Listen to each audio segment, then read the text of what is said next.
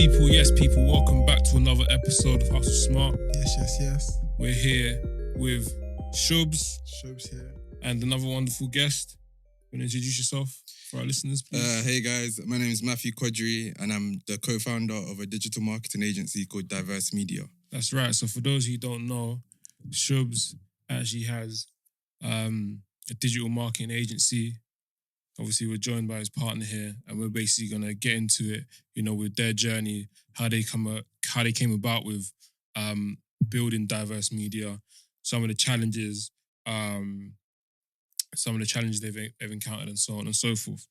So let's get it cracking, right? So my first question is, obviously, it's called Divrse Media, right?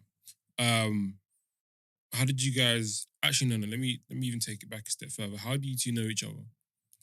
Yeah, good question. Because I talk all the time, Matthew might as well. Yeah, go on. All right, cool. I feel like to answer this question, I kind of need to dive into kind of how I got into digital marketing. Yeah. And then from there, I will link the two. Yeah. So cool. So I have a tech background. I studied business information systems. But going back further than that, I was in college. I studied economics, IT, religious studies, and it was time to go to uni now. And I kind of had no idea of what I wanted to do at uni. But I was thinking, I need to go uni because my dad said I should go uni. Mm-hmm. And he kind of suggested that I study a subject that's going to be relevant for years to come. So I thought, let me study business information system. And for those who don't know, business information systems, it's kind of essentially, it's like the business aspect of computing. Mm-hmm. So it was a lot of business terms. And also we had a lot of computing modules. So coding, project management. We had different qualifications that we had to kind of get as part of the course. And that's just a brief kind of introduction of what business information systems is. So went to uni, studied business information systems. First year, I didn't do so well. But to be honest with you, I hated the course. I didn't like it at all. But I was thinking, let me just do something. I need to kind of get a degree. I don't know what to do. Let me just get a degree in this. I'll be able to get a good job after. So first year, I just about passed. And I kind of wanted to quit. And I spoke to my dad about it and he said, just kind of go through with it. Even though you don't like it, kind of persevere and go through with it. So at that point, I told myself that I'm going to just try to get the best I can possibly get in this course. And I want to give it my all. Yeah. So long story short, I gave it my all, was advancing through the years and it got to third year now.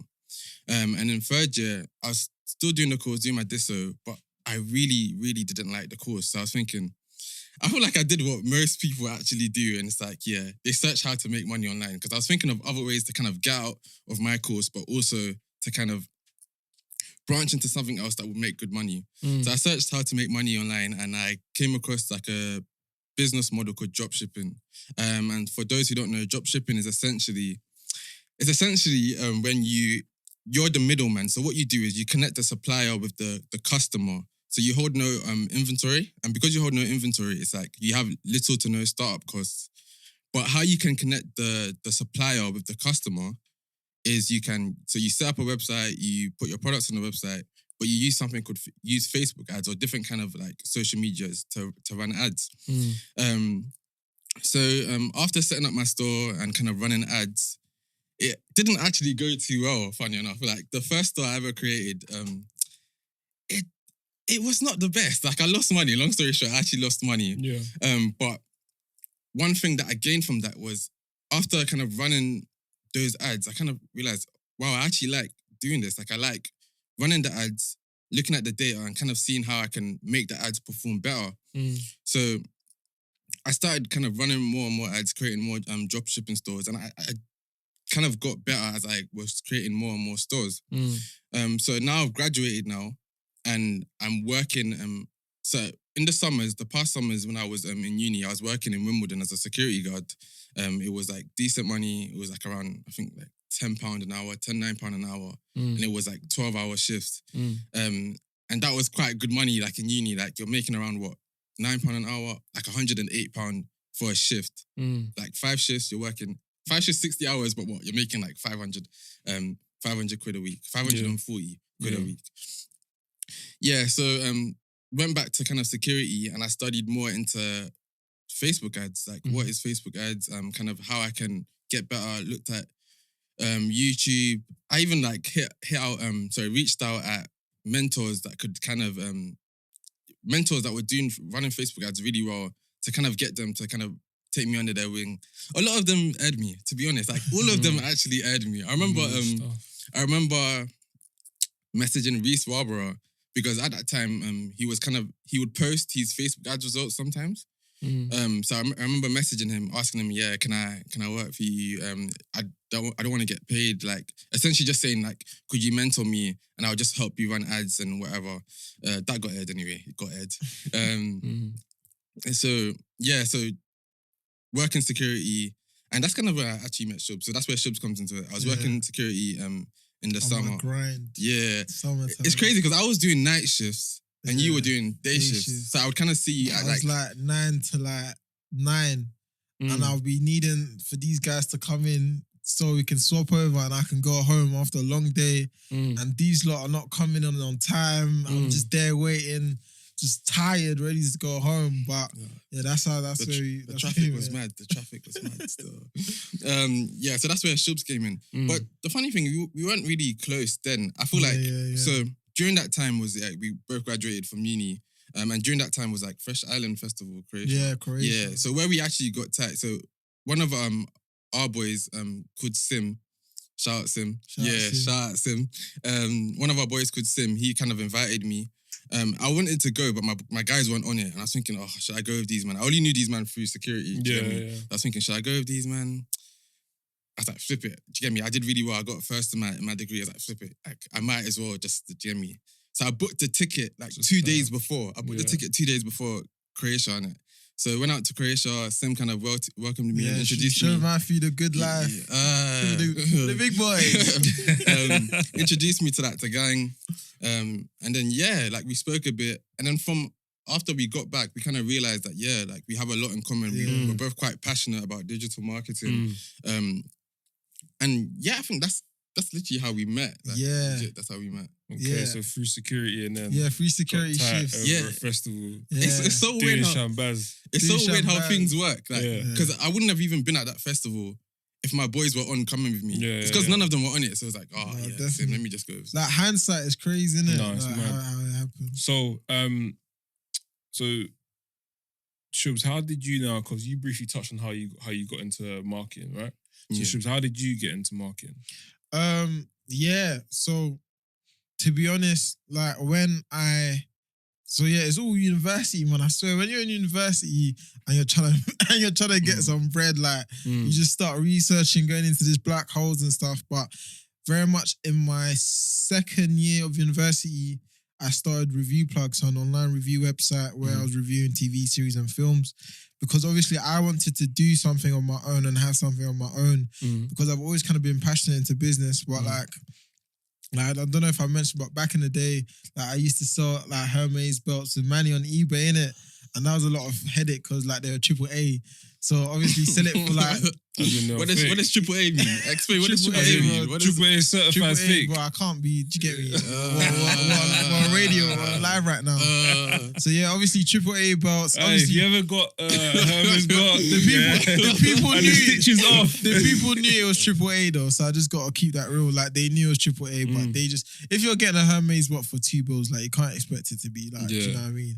So anyways, just always used to try and grind, you know what I mean? Always try and make some money.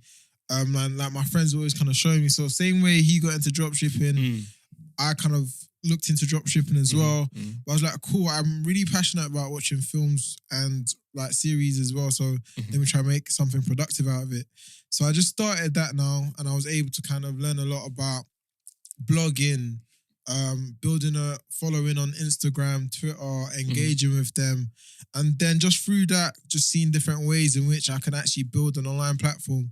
And that just helps me kind of look into, okay, cool, I can do this for myself, but all the problems I face, I'm sure other people face it. So how can I actually start doing this for other people? So after uni, I had a job at like a small business where I was like doing business development, and I was able to I was really passionate about helping them with their marketing and stuff, but that didn't really work out because they wanted sales and I was kind of doing marketing, making the business look sexy, but they wanted the money in straight away. Do you know what I mean? So that kind of went left. And then after, I just started freelancing. Like back then, like just looking back, I didn't really know what I was doing. I was just trying to, like, anything anyone needed, I'll do it. So like we were very much full service. So if someone needed videography, I'll offer them videography. If someone needed photography, I'll offer that to them. If they need someone managing their social media, or if they need someone creating a website, kind of do it. So obviously after that, kind of freelance for a little bit, and then I had my opportunity at Converse. So I was at Converse for 10 months, managed to stretch it from a 6-month work placement to 10 months. And obviously there, I was able to kind of do a lot because I was able to also pitch for their first ever Black History Month in the UK, because they did it over in the US, but they never done it in the UK. And obviously I was just an intern, but I just had like balls, do you know what I mean? I was just like, no one else is doing it. I need to make myself famous here. Hopefully get a job after the work placement, do you know what I mean? So luckily I pitched for it in February. The whole like Black Lives Matter happened in June. So like the company were like, raw, like, this is actually a huge problem, and like, what can we do to help and stuff like that. And there was like a pitch all the way from Feb. So I had like the vice president looking into it. I was speaking to the CEO in the US. So that really kind of gave me a lot of confidence that raw, like my mind, I can actually create something from my mind, and I can help big global businesses like that. So I think them times, like Matthew and I already kind of started off the whole Divrse Media, but we were just in the early days. Like we didn't know what we were getting ourselves into. We weren't too clear. Exactly. So cool. So you mentioned that you two come together to start Divrse Media. So I got 2 questions on that. How did you guys come up with the name? And then what does Divrse Media, like, what's the brand's mission? And like, what is diverse, like when people see Divrse Media, what do you want them to think? Yeah, for sure. So in terms of like coming up with the name, I remember like I think we were on the phone together and we're just thinking like what is it about us? Like what can we put and get across through our name? Like what is it? Who is Matthew? Who is Shubbz? And we're there for a time kind of thinking of names, like what really represents us. And then I don't know which one of us who thought of it, but then we came across the name Divrse, and diverse just to think differently, to be different. And we said, we embody that, we are different, we think differently. And to kind of like show that in the logo, we kind of put the E. So we don't spell diverse how it's normally meant to be spelled. It's normally spelled Divrse. Wow, if I got that wrong, that would have been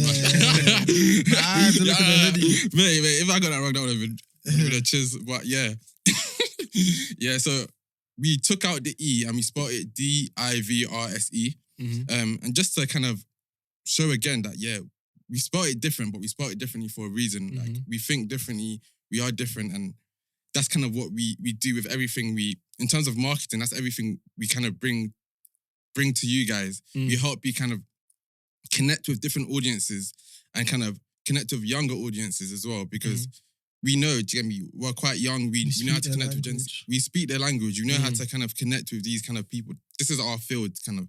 So, that's and when you say like how we want people to perceive us, is mainly like young guys who have great ideas, great capacity to actually execute on them as well.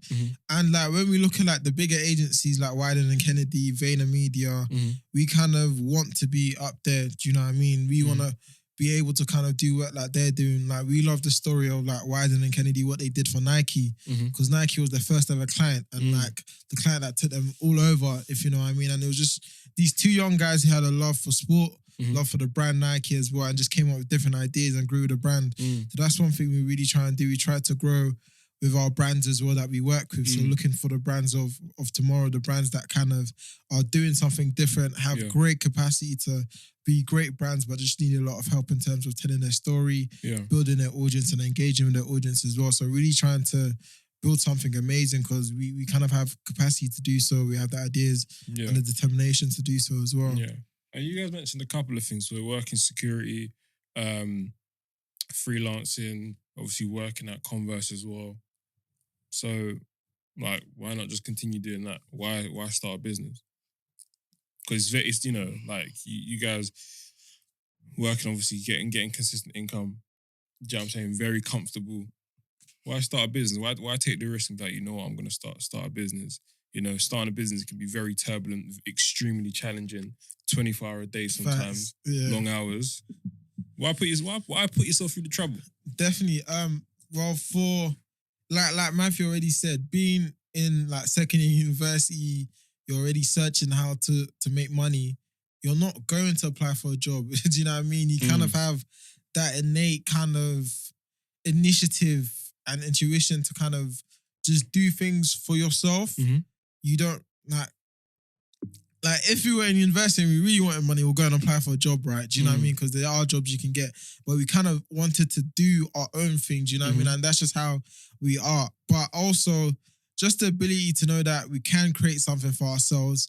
We can do something and take it as big and as far as wide as we want to. Because and also I feel like just because we're young, we kind of know that there's nothing really holding us back. Like let's give it our best shot. Regardless, we'll see what we can do. Do you know what I mean? And we'll just start and find our way. And I feel like I've always kind of wanted to be an entrepreneur. Do you know what I mean? I'm not gonna say the whole selling sweets and stuff like that. I hustled a different way and legit way, but like no, it's crazy because I was actually gonna say, obviously in secondary school, I was selling sweets, I was selling chocolate. Everyone was selling sweets, man. I had my own chocolate factory, man. I was doing it. It was illegal. In my school, it was illegal to sell, but we still got active, man. Yeah, man. But just really wanting to do something, build something, inspire other people as well by doing something that others don't really do. Like in our field, not many people really go into. Not many of us kind of go into it, and like I didn't really know there was a space for us, but to really build something that we can really show people as well that this is what's going on and you too can tap in, you know. But like, I hear it, but why get up and keep going? Is it for the money?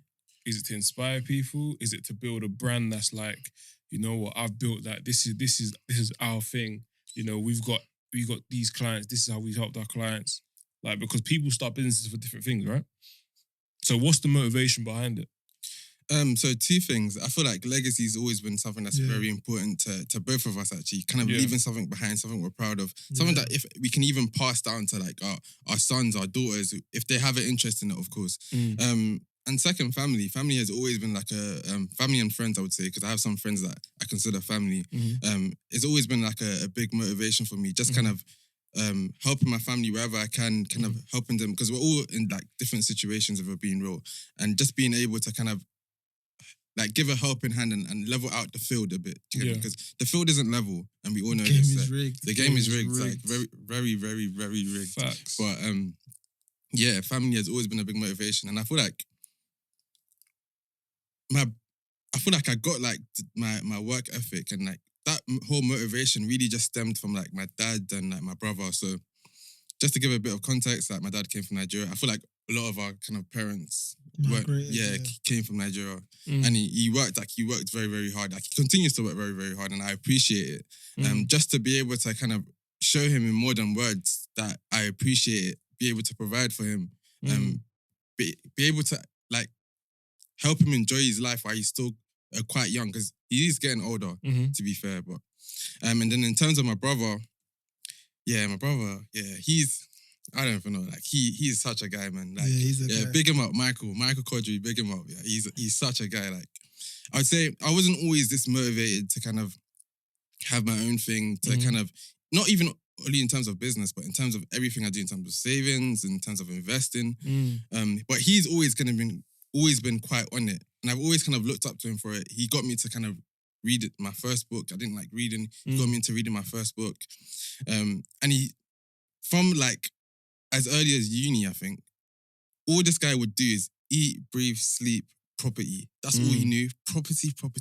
That's the only thing you're gonna hear him speaking about. And I just admired that commitment, and shout him out. Like he got his first property at 24. He's doing big bits. So shout him. Definitely been a big part of my journey, and like definitely someone I'd like to repay. Yeah, and also just service.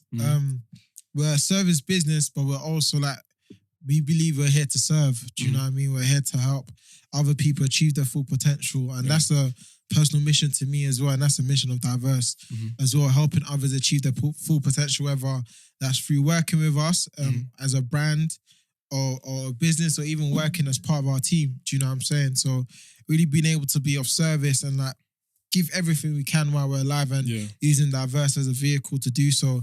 But also like Matthew and I, like sometimes we get DMs from other young guys, kind of, and like we actually mentor two young brothers as well. Do you know what I mean? And it's just an amazing feeling to kind of inspire and give back. Like Matthew said, we used to message guys to kind of help us, mentor us, and they used to air us. Do you know what I mean? And now like the not the tables have turned, but we're now in that position where people are now reaching out to us saying, "Oh, would love to hear your feedback," or "I'd love to speak with you," or "Would you be able to mentor us?" and stuff like that. So just kind of see like right now we're in a digital rush. There's a lot of opportunities going on for people like us and people who are willing to kind of take the information they find online and build something with it. Pardon me. So yeah, really being able to kind of just take this opportunity and see how far we can go with it, because what's the worst that could happen? Do you know what I mean? No, it's quite inspiring and quite insightful. And I guess it ties back to kind of what we discussed and you know, when we say as much as you pay it forward, you gotta pay it back. Yeah, for sure. Because, you know, you can do all this hard work, be successful. I'm saying if you're not giving back, inspiring, sharing knowledge, like, do you know what I'm saying? The knowledge just dries up when we're gone. Do you know what I'm saying? And what use is all this knowledge that we have if it's not passed down? Do you know what I'm saying? You can't hold information. There's a great Denzel Washington clip that I love where he talks about like you can't take a U-Haul, which is like a enterprise or like a you know those self-service cars, like van. You can't take that to heaven or hell or wherever you go. Do you know what I mean? So it's best to use all your resources while you're here. We hope that hopefully, God willing, heaven for everyone. But yeah, you can't take that with you. Do you know what I mean? So it's best just to die on E. Do you know what I mean? Give everything, give your all, and like you said, pay it forward, inspire the next generation, be of service to as many people as you can. Yeah. For us, we want to help as many businesses achieve their full potential, because we know, like we say all the time, if a business can make £100, you can definitely make 100k or 100 million. Like as long as there's demand for your product, you market the right way, you have the right systems in place as well. Yeah. You can definitely scale it. And a lot of people, especially in our community, don't have access to these opportunities, this information, these kind of guys that can help them take them to the next level as well. So to really be the change we want to see in the world, that's why we really do what we do. Yeah. So now let's get into the nitty gritty of things, innit? Because entrepreneurship, from the outside looking in, it looks sexy. You know, you see some people putting CEO of X business here in an Instagram bio. They're doing all this stuff, but tell the listeners about some of the struggles, some of the challenges. One of our biggest challenges right now, a lot of it is I don't know how to explain it, but just in layman's terms, like people still kind of see us as Shubbz and Matthew, and because they kind of have that perception or like personal relationship. When you say people, do you mean your peers? Yeah, like peers. So, for example, if someone reached out to us to help us do a campaign, like when we kind of say our prices, they're like, raw, like why are they charging that much? But they haven't done any market research. They don't know what other agencies are charging. And we kind of feel like it's because people are like, oh yeah, it's Shubbz and Matthew from Ends. Do you know what I mean? Like these are, but for us, like we see ourselves way higher. Like we see, like we said, Wider Than Kennedy, Vayner Media, these companies that we're trying to embody and really take ourselves to that level. And you know, people are not gonna see that until you're at a certain level, until you're far removed from them. Do you know what I mean? So a lot of it is like really trying to show people that. Like, and that's why we're very like particular about our brand and our marketing and also how we present ourselves, because like people are still gonna hold that perception of you from when you were in secondary school, or and funny enough, people have always kind of taken me seriously, but when it's time to get to business, like we don't play. Do you know what I mean? We know our value, we know what we bring to the table, but it's still hard for people to kind of look past. Oh yeah, like I'm just doing business with my friends, but we're actually very serious about the business we do, if you know what I mean. And then also, yeah, man, just other struggles is just like, like obviously sometimes like people say they're ready to go, sometimes they're not. Do you get me? Just those everyday things where you kind of always just have to kind of push through it. Do you know what I mean? Just to add on to what you said before, like I feel like people find it hard, like they just don't see the value you bring. They don't see, like, we've worked with kind of reputable companies, do you get me? We know our stuff, and I feel like at times people are just kind of they think we're basing our prices just because like we've made up the number or like, do you get me? It's a nice number. It sounds nice. But we've worked with these companies kind of like, we know our stuff. We're basing it on this price and we're even going to over-deliver That's our rather. thing all the time. So, yeah, just to touch up on. But I feel like, that's just growing pains. Do you know what I mean? Like, and I said it all the other day on my Snapchat as well. Like, we don't like the problem why a lot of people struggle with like promoting themselves, promoting their services is because they feel like they're selling. Like we say we solve, we don't sell. So a lot of the times, like we don't really promote to our people because also our people, they have the problems we solve, but they don't have like the urgency, the budget, the willingness to kind of do like allow us to solve it, if you know what I mean. So like we just focus where our actual audience is. Do you know what I mean? And that's why like we just said, the main problem we have right now is like it's not until people kind of see like obviously like I don't know, it's interesting because with marketing you got to put yourself out there, but also like you got to put yourself out there to the right people. So we try not to focus too much about like the people who you kind of grew up with because when people kind of see at a certain place, they start to take, okay, wow, like, do you know what I mean? So that's exactly what we just focus on. No, it's quite interesting, right? Because you mentioned something that I disagree with. You said a lot of people don't see our value, and I don't think it's that. I think the fact that people are coming to you, they see value, but they struggle to disconnect your business from the both of you. Yeah, and they think they're too. And a lot of people like when it comes to doing business with their friends, they're thinking, right, you know what? Because I'm doing business with you, like you're your business. Or even just to be real, sometimes it's just like. Even guys that ain't our friends, they just see us as man them. Do you know what I mean? Yeah. Like, just being real, like, for, like, the other counterparts, and I don't know why this happens in our community, but sometimes, like, people, like, connect colour to, like, level of professionalism. Do you know what I mean? Like, if they were to speak to, obviously, two black guys, and they're black as well, they'll be like, okay, cool, like, raw, like, who these guys think they are? Yeah. But if they were to speak to like a white agency, they'll take them way more seriously. Yeah. And like I don't even care or even stress about colour, but I just feel like that's also part of it as well. Do you know what I mean? And I think it's also a similar thing when coming into the corporate world as well, right? Because essentially who you are at work and who you are outside of work, they are different people. Do you know what I'm saying? So for example, just to add a bit of context, like when I'm talking about the stuff I'm working on in my day job, how I speak, how I articulate myself is completely different to how I'm talking about something else. And then sometimes people struggle at the fact that, you know, I'm switching between the two. So they think, oh, like, man, I'm just trying to flex or I'm trying to do this. Like, nah, when I'm at work, I'm serious. Do you know what I'm saying? So, but yeah, that's also why like we're very particular about our environment. Do you know what I mean? Who we surround ourselves with. Kind of, just making sure we're really around like people who think like us, people who want better as well, and people who put the work in, do you know what I mean? People who action stuff, because end of the day, like we can do all this work for a client, but unless the client is willing to take the next step, then they're not going to take it. And also sometimes like a lot of people are just so short-sighted, they don't really see the bigger picture. And like we always try to make sure we qualify our clients as well to make sure that they're ready to go on a journey with us because like we're extremely ambitious. Like we say to them like soon you spending 100k on your ads. And they're like, what? 100k on ads?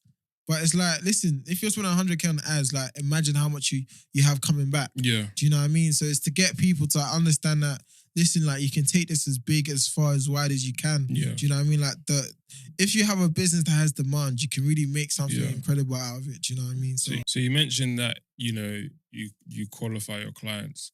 Are you able to just share some insight and, you know, just for some of it, like some of the young listeners out there that want to start their own agency? Yeah. So in terms of starting an agency, what makes us different to freelancers? No. Not that. We'll get onto that in a second. But how you qualify your clients. Definitely. But I need to. Oh, okay. You need to explain the full thing because a lot of people are like, "What's the difference between an agency? Do you know what I mean?" Actually, yeah. Let's get into that. What's the difference between an agency and a consultancy? Yeah. So it could be both because we could consult to brands as well. Like consulting is us just saying, these are your problems and this is how you'll fix it. Yeah. And then as an agency, this is how we can fix it for you and execute the work for you. Do you know what I mean? But freelancing, you kind of do it as like a one-man band, do you know what I mean? Mhm. But we teamed up and we've got other people part of our team now. So we're very much like, we're running a business, but as an agency where we have different people specializing in different parts. Yeah. So we have like a well-oiled machine, do you know what I'm saying? And like the reason why we enjoy the agency is because we can offer like a wide range of services, even though we're still a bit niche, but we have different specialists that can help like a business in every area that they need help with as well, if you know what I mean. And then, just learning so much just through like doing business and running businesses. Like there's a lot of systems that we need to put in place. So when I say qualifying a client, like not all good business is good business. Not all business is good business. And not everyone that comes to you, like, trust me, like when you have headache from certain clients, it's not worth it. It's not worth it. The money's not worth it. The amount of time, like like we say all the time, there's opportunity cost of capital. Do you know what I mean? So when you take money from one client, you're actually losing out money from other clients. Do you know what I mean? And then the amount of work you're putting in, and like we said, we always strive to over deliver. When we're actually going extra hard for a client, actually knowing that we can be making much more, doing more for someone else. Do you know what I mean? Who will be like more willing to kind of do and understand what we're actually trying to do and be less of a pain in the ass, do you know what I'm saying? So when we say qualifying clients, it's just to make sure that we actually want to work with them. Like the reason why we don't work for another company is because we want to work with people we want to work with. Do you know what I mean? We want to enjoy our work. We want to wake up every day happy, not stressing over clients. Do you know what I mean? So we have to be selective in terms of who we work with, because not all money is good money. Sometimes it's best to just say, hey, sorry, we're not able to help. We can refer you to this, or if you ever need us or need any advice, we can always help you out, but we actually can't take you on as a client, because not all money is good money. Sometimes it's not worth the ag, and we've had our fair share of ag that sometimes it's just best that we stay out of it. Do you know what I mean? So I got two questions. One, what sort of systems do you guys have in place to help run, to help keep the business efficient? And also, what are your working hours like? So in terms of systems, one of our like just simple systems, for example, like Calendly for booking. So if you have like a call, like a client who says, hey, I'd love to have a call with you. So we call this a discovery call, where we find out their pain problems and like how we can help and whether we can help. Just send them a Calendly link and say, okay, cool. Please book a time that works well for you, rather than us going back and forth saying, hey, like, are you free at 1 p.m. on Friday? They're like, no, can you do 3 p.m. on Friday? I'm like, okay, cool. Can we do 3:30? Okay, cool. Here's the link. Do you know what I mean? Just book a time that works well for you. The link is there and it's scheduled onto our calendars, so we know Friday, 1 p.m. we can have that call. Do you know what I mean? Even Asana for like work efficiency. So so project you put all of our tasks in Asana, and that way, every day it kind of emails us the tasks that we need to do, and it just makes things much more efficient. You don't forget, and it just streamlines everything and makes the whole process kind of quicker. I don't have to say, oh, Matthew, where you at with this work, or how's this going? I can just legit go on the job board and see how everything is going as well. And then even in terms of like prospecting, finding clients, finding leads, and then also like reaching out as well, there's automations that can help us kind of just generate our leads and stuff. I was reading this book. It's called, I was actually listening to this book. It's called The E-Myth Revisited, right? Yeah, one of my favorites. And it mentioned that in entrepreneurship, there's the manager, the entrepreneur, and the technician. And obviously you guys have formed a partnership. So in you guys' case, like, is it as clear cut as one person is the entrepreneur, one person is the manager, or or technician, or do you guys share? What is the role of the technician in this book? So the technician basically handles the actual execution of the work. The manager focuses on the day-to-day runnings, and the entrepreneur focuses on the strategic direction of the business. I'd say Shubbz is definitely Shubbz is like a bit of both, but I say he definitely does a lot of the managing, and a lot of the entrepreneur side. I say we kind of half it a bit. Yeah. But in terms of like the technician side, in terms of like ads,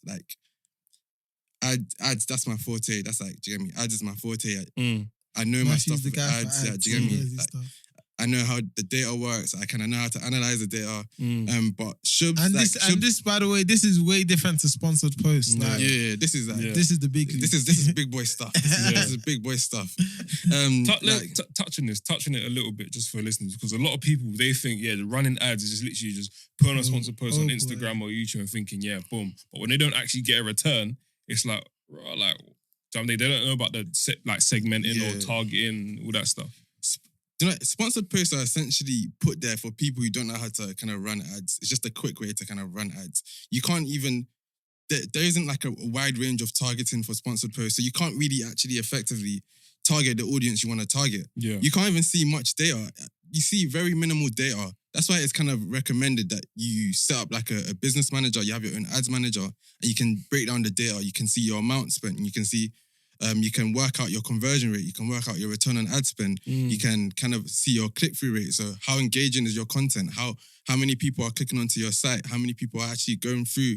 How many link clicks do you have? How many people are going through to your landing page? So not just clicking the link, but clicking the link and staying on your page. Because it's different. You can get link clicks, but it's funny how things work.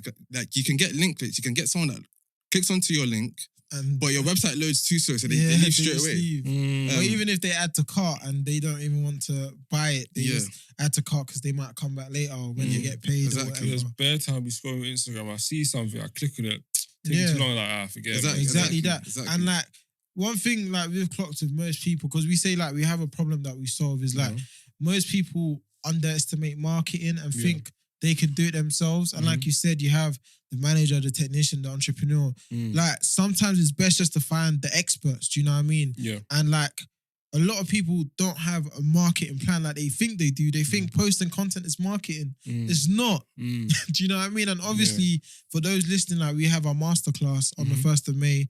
I think this might be out later, but we have the recorded version available for people to purchase as well. But a lot of people don't have a marketing plan or strategy in place. And then when it comes to sponsored posts, a lot of people just do it for brand awareness, which is fine. But also it's like, you're like, oh, I spent £30 on this and I didn't really get anyone following back.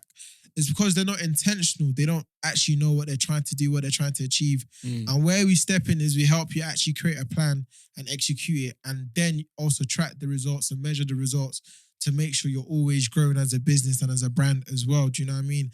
And in terms of like, so the 3 positions, funny enough, one thing we definitely tried to do this year is move away from doing everything. Like we're super clear on delegating now, finding people who are actually better than us at what we do. So I do most of the strategy, but there's a lot of people who are actually better at strategy in certain areas, whether it's email marketing or whether it's copywriting. So now we have people in place who actually handle those stuff rather than us trying to do everything. And like when you have people who are better than you, who you can learn from in your business, and that's why and that's what it is. We speak about it the other time why it's important to like employ people that are better than you, because a lot of people are sick, but they just don't want to take the risk of being an entrepreneur. They don't want to take the headache of being an entrepreneur, but they would like to work for a company like yours. Do you know what I mean? So yeah, we really try and step away. Like Matthew is the ads guy. Like he can smash it when it comes to ads. Yeah, he's really good at strategy as well. Do you know what I mean? Man. You're making me blush. He's really good at strategy as well, and obviously in terms of, like you said,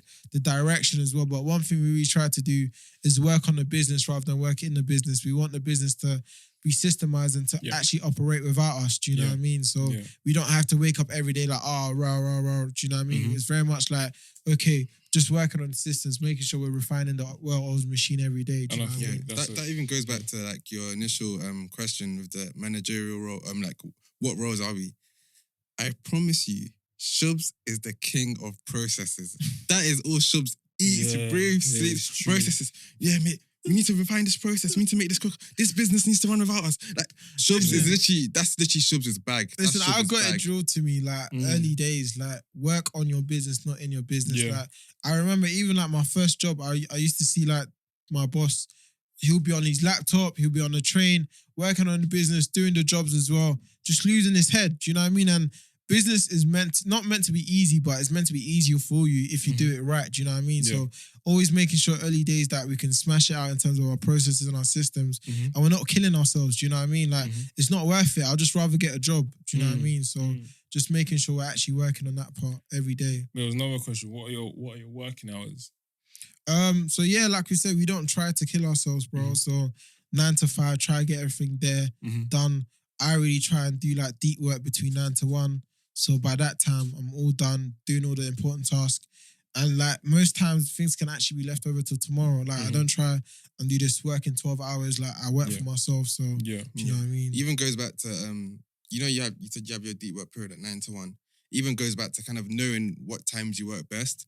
Like I'm a morning person, like 9 to 1, 9 to 12, that's where I do my best work. Anything after that, I try to do like things that aren't as demanding or don't take as much brain power, because I know that if I can do that after 12, but 9 to 1 is where I'm most focused and I'm able to kind of get things done quickly and efficiently. Mm-hmm. Interesting. So, Divrse Media, what's next? Yeah, so we're actually relaunching our brand. Very much building and pumping now. Like a lot of it has been like behind the scenes, not really kind of putting our work out there. But there's a lot of stuff we're doing that we really want to kind of show people. And like we said, to be able to kind of serve people more, show people more, even if they don't work with us, just show them examples of how other businesses are doing and how we're also helping other businesses and stuff businesses can do just to help them kind of achieve their full potential as well. And for some of the listeners out there, right, who are interested in getting into digital, like building a digital marketing agency or consulting business, like what tips can you give them? I would definitely say learning. Like you need to be a student. Like you need to be always learning. Like on the ball. Like the digital marketing industry changes so quickly, and I can directly speak in terms of ads. Like I don't know if you've heard, but like iOS 14 changes are being run out into like the advertising world.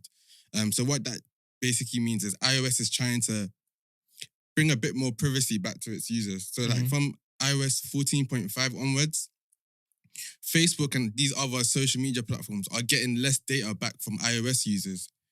Because what iOS are rolling out is they're kind of trying to have like an option which says before you go onto the social media website, whether it's Snapchat, Facebook or whatever, do you mind kind of sharing your data, or do you mind this kind of business tracking your data? And as you can imagine, most people are going to say no. Yeah. So but if they say no, that it kind of limits the data you can get from each user. And in the advertising world, data is power. The more data you have, like you'll be amazed at what you can do with the data you have of someone. No, data, I've seen. Yeah, data is like money, essentially. Like you can do so much with data. You can leverage it in so many ways. Yeah, and so you can imagine those iOS 14 changes are being rolled out, and if you're not up to date with the industry, you don't know what's happening.